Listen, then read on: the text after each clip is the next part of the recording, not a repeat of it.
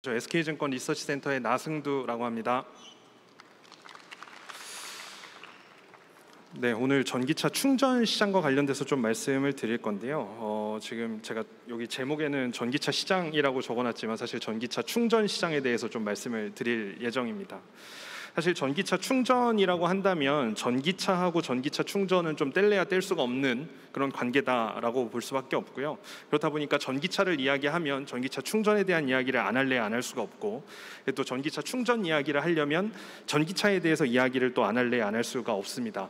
근데 이제 앞부분에서도 뭐 좋은 내용들을 굉장히 많이 좀 들으셨을 텐데, 뭐 그 부분들하고 좀 중복되는 그런 부분들도 분명히 있겠지만, 사실 뭐 시장 조사기관이라든지 저희 같은 이런 리서치 센터에서 뭐 찾고 이렇게 말씀드리는 어떤 그런 수치들이 조금씩은 다를 수 있습니다. 하지만 그 수치가 다르다고 하더라도 전반적으로 이 전기차 시장, 그리고 또 전기차 충전 시장이 이렇게 계속 성장하는 성장 산업이구나라는 거에 조금 더 방점을 맞춰서 좀 봐주시면 좋을 것 같습니다. 전기차 시장에 대해서 좀 일단 일반적인 이야기부터 시작을 해서 제가 이제 전기차 충전 시장에 관련돼서 제가 이제 어떤 견해를 갖고 있는지에 대한 내용들을 좀 이어서 말씀을 드릴 건데요. 일단 전기차 시장에 대해서 좀 보면 코로나19가 확산을 했던 2020년을 기점으로 해서 20년도, 21년도 좀 폭발적인 성장하는 그런 모습들을 보였습니다.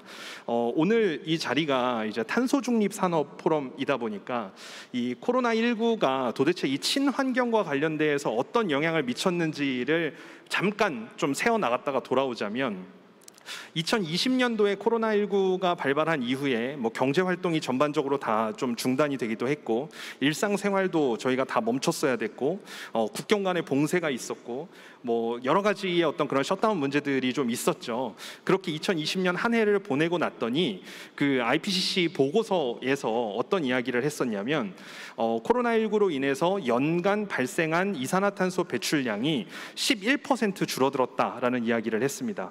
그러니까 2020년도에 그 코로나19 상황을 겪으면서 연간 배출됐던 이산화탄소가 예년에 비해서 11% 줄어들었다라는 거죠.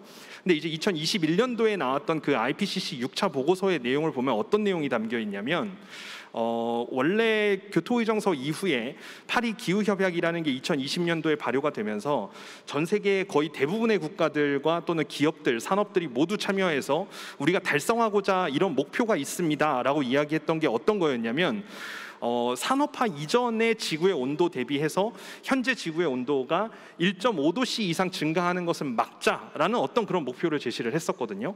근데 지금 현재 상황이 그대로 유지가 된다라고 한다면 사실 우리 지구의 온도가 1.5도씨 상승하는 것을 막기에는 어렵다라는 그런 결론이 살짝 나왔습니다.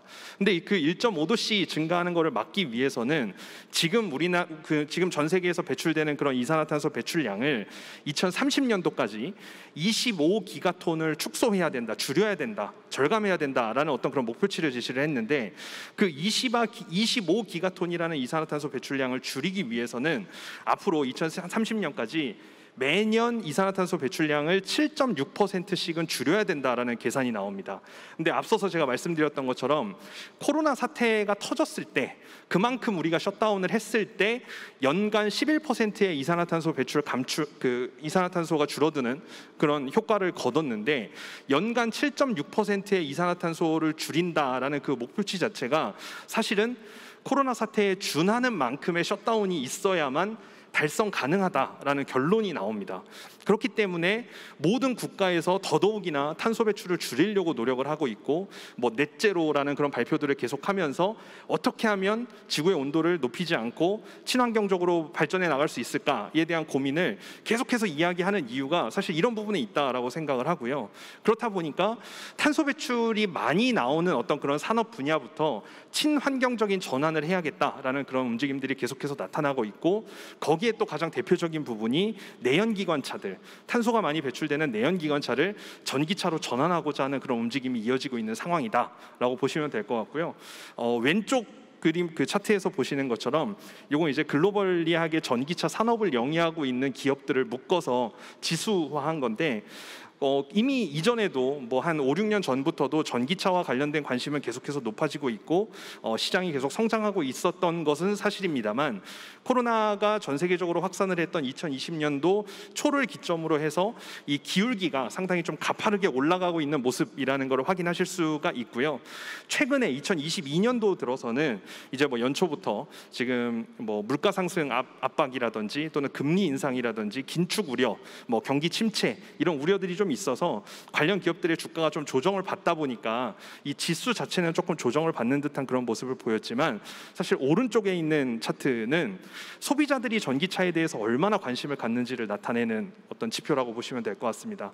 구글에서 이제 전기차에 대해서 얼마만큼 검색을 하는지에 대한 걸 글로벌리하게 트렌드를 이제 지수화 시켜놓은 거라고 보시면 되는데, 잠깐 뭐 조정받는 그런 부분들도 분명히 있습니다만 계속해서 꾸준히 좀 우상향하는 모습을 보여주고 있다 보니까 뭐 산업 동향과는 다르게 소비자들의 관심은 계속해서 전기차에 대한 관심이 높다라고 좀 보시면 될 것 같고요.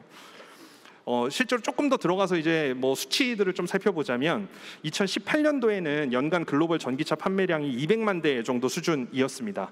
연간으로 전 세계적으로 자동차가 판매되는 양이 뭐 한 9천만 대에서 1억 대 사이로 이렇게 계속 판매가 되다 보니까 전기차 판매량 200만 대라고 한다면은 전체 자동차 판매량의 한 2% 정도 수준밖에 안 됐었고요.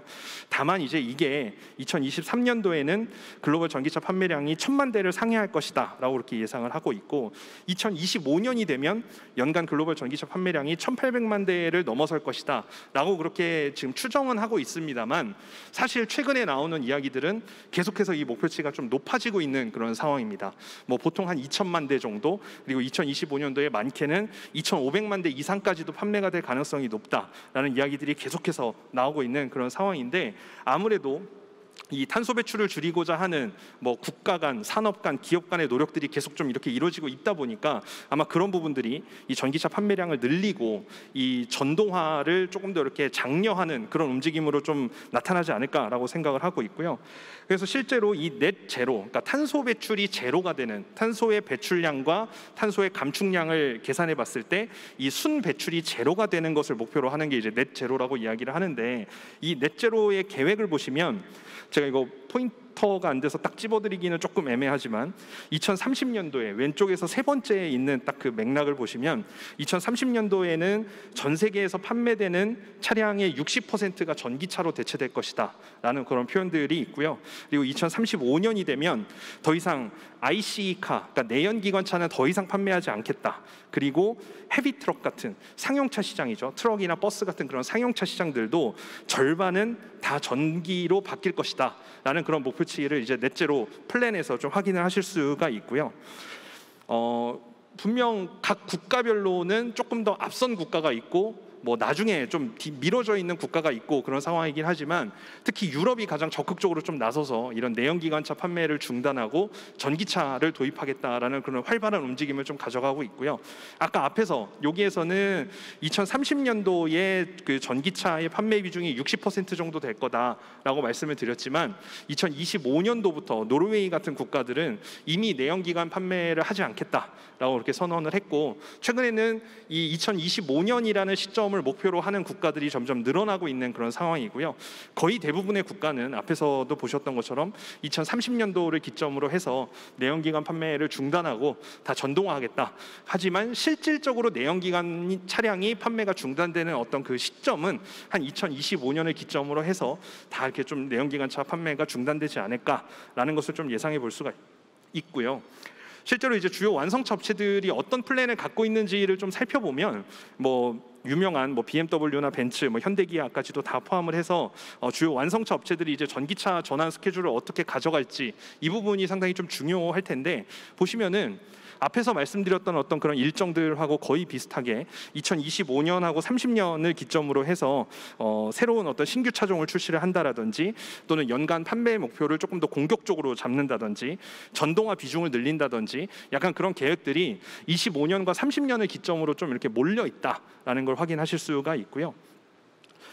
그럼 완성차 업체들이 전기차 라인업을 또 어떻게 출시할지에 대한 것들을 좀 살펴보면 뭐 세단 같은 것들도 분명 있습니다만 SUV나 크로스오버 유틸리티 같은 차량들도 분명 있고, 그리고 뭐 헤비 트럭이나 버스 같은 다양한 세그먼트에서 다양한 차종을 출시할 것으로 그렇게 예상이 되고 있기 때문에 전기차를 선택하시는 소비자들의 선택지가 많아진다라는 건 그만큼 이제 전기차 시장이 좀 커가고 있다라는 것을 또 방증하는 거기 때문에 아마 전기차 시장에 이런 완성차 업체들의 모델이 나오면 나올수록 시장의 성장 속도는 조금 더 가팔라지지 않을까라고 좀 생각을 하고 있고요. 그렇다 보니까 앞에서 이제 전기차에 대한 내용들을 계속해서 좀 말씀을 드렸는데, 이 전기차 시장이 당연히 이렇게 성장을 하게 되면 전기차 충전 시장도 필연적으로 좀 따라서 성장을 할 수밖에 없다라고 보고 있습니다. 지금까지의 전 세계적으로 전기차 시장의 성장을 이끌었던 곳은 아무래도 중국을 빼놓고 이야기할 수는 없을 것 같은데요. 그렇다 보니까 이제 중국이 전기차 시장을 주도해 왔지만 전기차 충전 인프라와 관련된 부분들도 상당히 좀 성장을 이끌어오는 그런 모습들을 보였고, 왼쪽 차트에서 보시는 것처럼 실제로 이제 중국이나 유럽 지역에서 전기차 충전소가 증가하는 속도들, 특히 중국이 굉장히 좀 도드라지게 나타났다라는 걸 확인하실 수가 있는데, 재밌는 건 오른쪽에 있는 차트입니다. 중국이 그렇게 자국에서 전기차 수요를 늘리고 전기차 충전 시설을 늘린다라는 거는 다 알고 있었는데, 알고 봤더니 유럽 국가들이 2017년도 대비해서 2020년도까지 상당히 충전 인프라를 계속해서 늘리고 있다라는 걸 확인하실 수가 있습니다. 중국도 위에서 두 번째에 있는 것처럼 뭐 158% 이렇게 증가하는 모습을 보였지만, 네덜란드나 프랑스, 영국, 노르웨이, 뭐 심지어 이탈리아 같은 그런 국가들도 거의 100% 내외의 전기차 충전 인프라가 증가하는 그런 모습들을 보였거든요.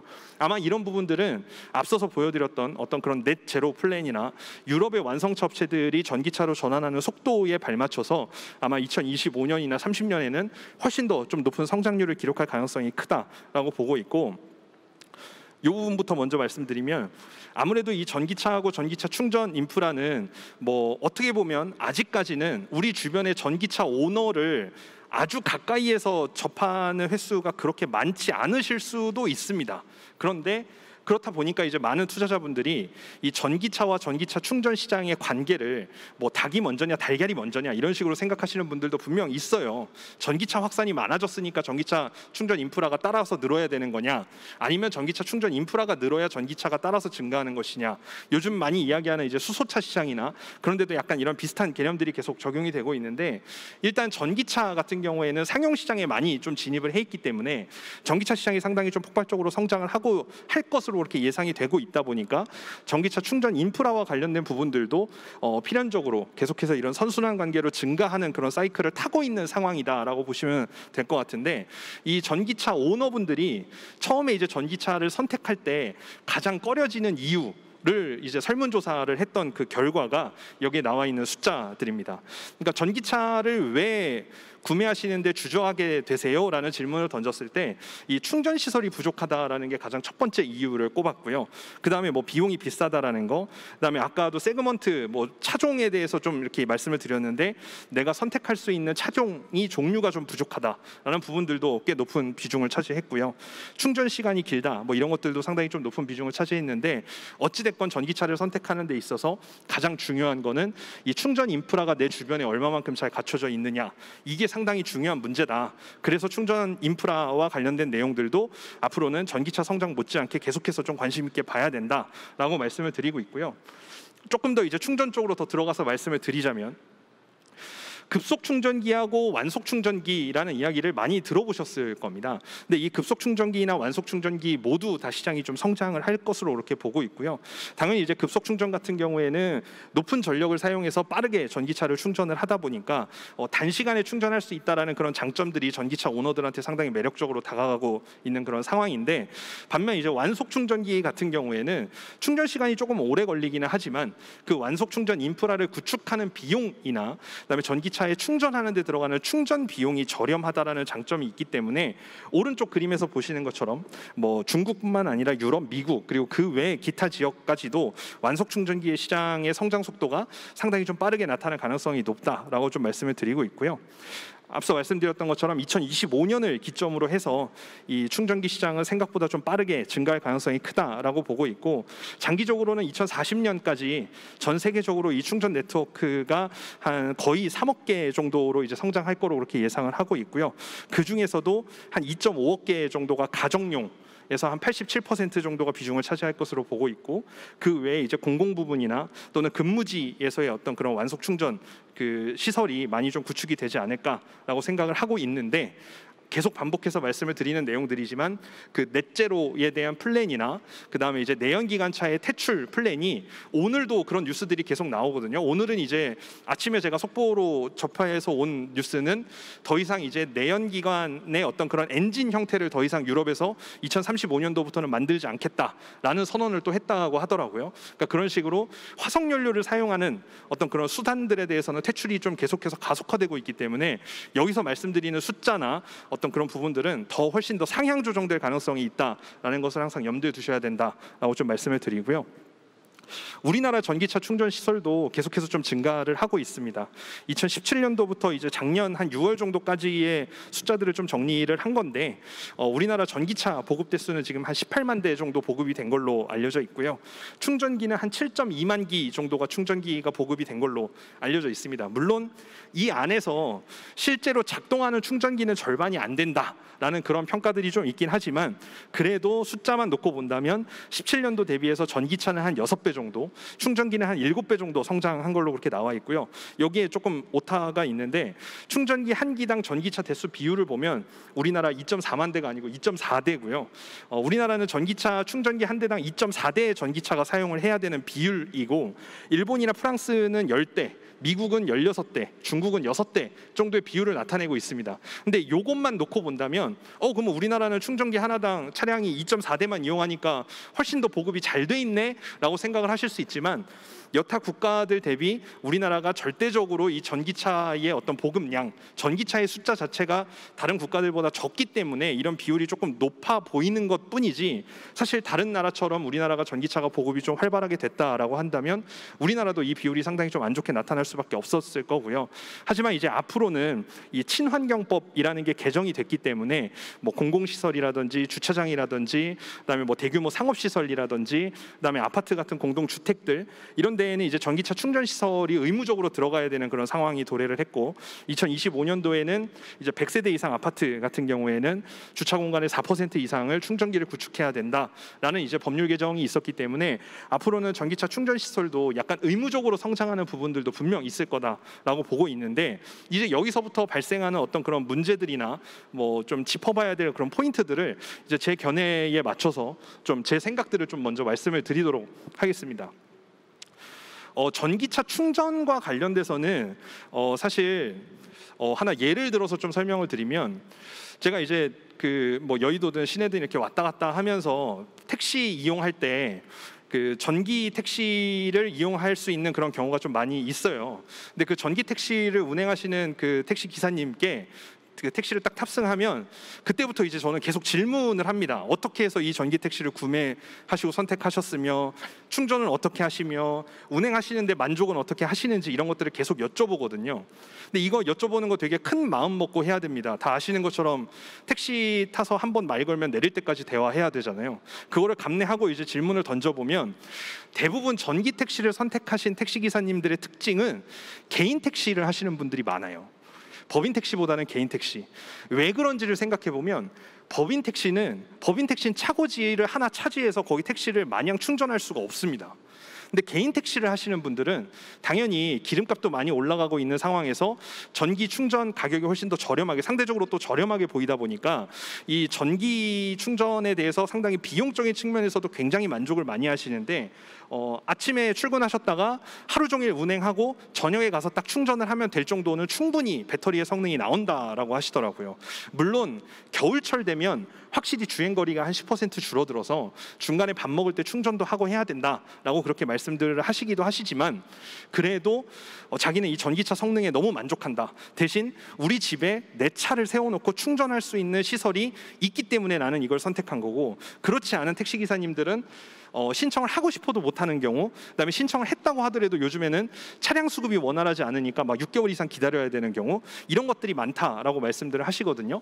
성능에 대해서는 이견이 없습니다. 막 올림픽대로 막 강변북로 타면은 막 무서울 정도로 밟으면서 성능 좋다고 저한테 과시하는 기사님들도 계시거든요.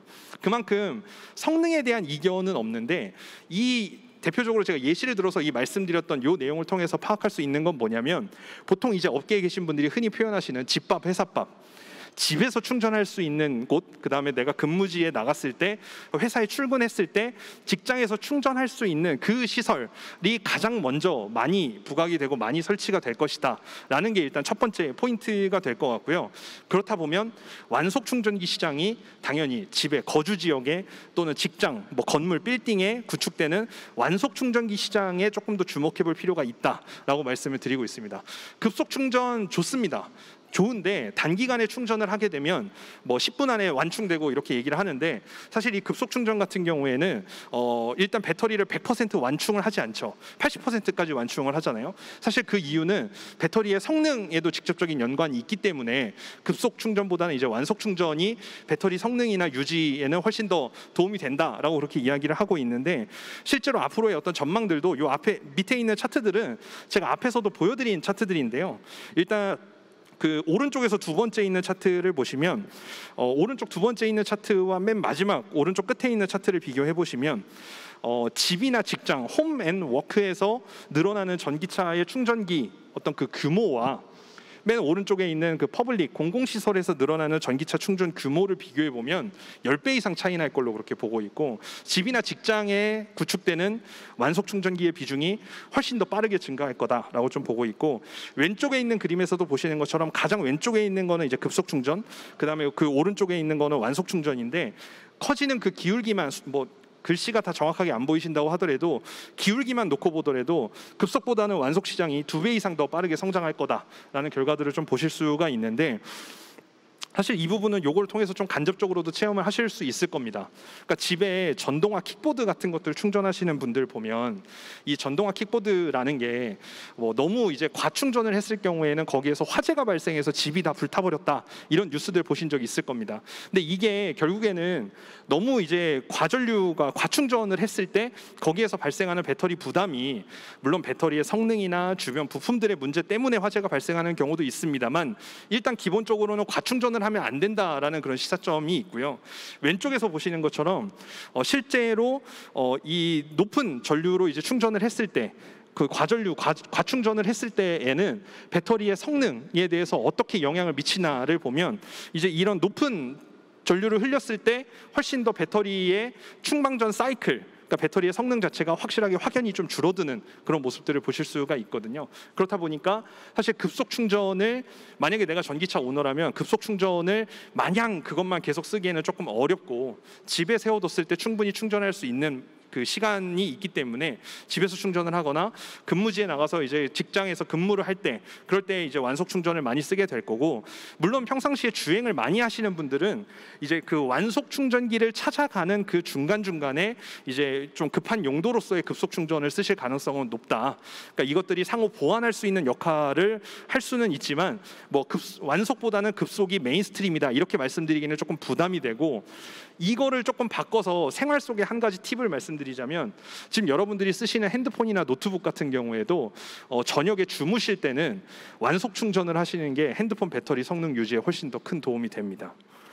그래서 미국에서 이 충전 사업을 하고 있는 대표적인 기업인 차지포인트라는 그런 기업들도 보면 이제 급속 충전에 대한 오해다라고 해가지고 소비자들한테 이런 것들을 좀 알려주고 있는데, 급속 충전이 전기차를 충전하는 주요 수단이 될 거라고는 이들도 생각하지 않고 있습니다. 그러니까 완속 충전으로도 충분히 충전할 수 있는 시간이 되고, 급속 충전을 할 경우에는 배터리 수명에, 그러니까 배터리에 주는 열 스트레스가 배터리 수명을 단축하는데 어떤 악영향을 끼치는지 이들도 너무 잘 알고 있는 거죠. 그래서 이런 킬로와트 같은 것들이 높으면 높을수록 좋다고 생각하는 건 조금 위험하다라는 식의 이야기들을 좀 하고 있고요. 그렇다 보니까 계속해서 뭐 반복해서 말씀을 드리는 내용들이지만, 저는 이제 급속 충전 시장보다는 완속 충전 시장이 훨씬 더 성장하는 어떤 시장의 규모나 성장률 자체가 더 가파르게 나타날 가능성이 높다라는 것들을 좀 말씀을 드리고, 뭐 시간이 많이 지나고 있다 보니까 조금 빨리빨리 넘어가서 말씀을 드리겠습니다. 두 번째는 표준 적립이 굉장히 중요하다라고 생각을 하는데요. 이 표준 적립이라는 게 뭐냐면 지금 여기 밖에 나가셔도 전시되어 있는 어떤 충전기들을 좀 보실 수가 있을 텐데 완속 충전이나 급속 충전이 종류가 굉장히 다양합니다.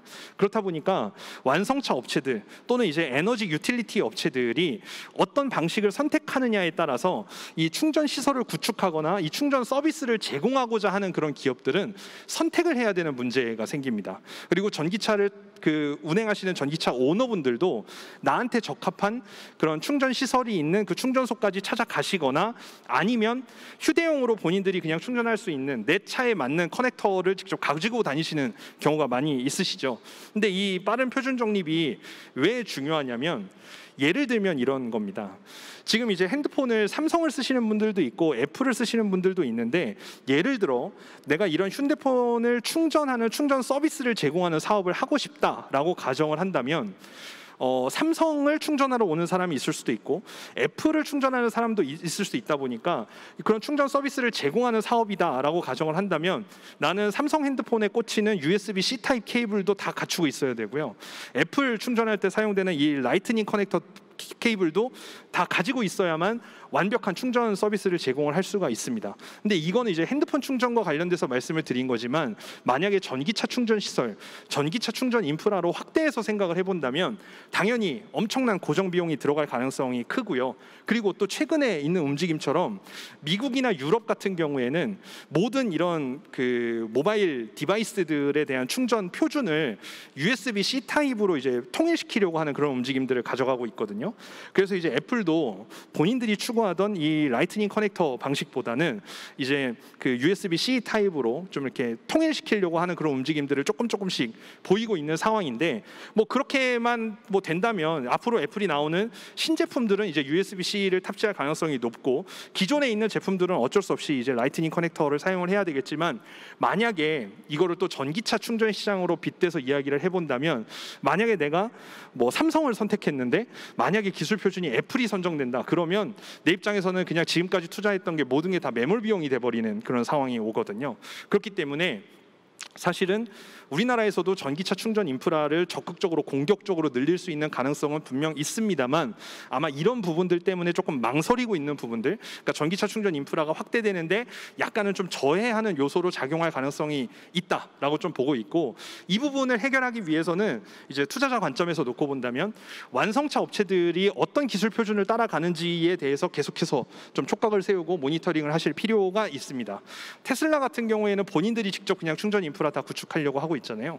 근데 이제 우리나라 완성차 업체들이나 유럽 완성차 업체들은 뭐 직접 본인들이 이제 선정하는 경우도 있습니다만 그 외에 이제 어떤 다른 업체들과 협력을 통해서 이런 자기네들만의 어떤 그런 기술 표준들을 만들고 이제 해외에도 계속해서 이 표준들에 대해서 논의하고 협의하는 그런 움직임들이 계속해서 나타나고 있는 상황이기 때문에 완성차나 에너지 업체들이 어떤 선택을 하는지에 대해서는 앞으로 좀 계속해서 관심 있게 보셔야 된다라고 좀 말씀을 드리고 있고요. 마지막으로 좀 말씀드리고 있는 게 사실 이게 제일 중요한 포인트인데요.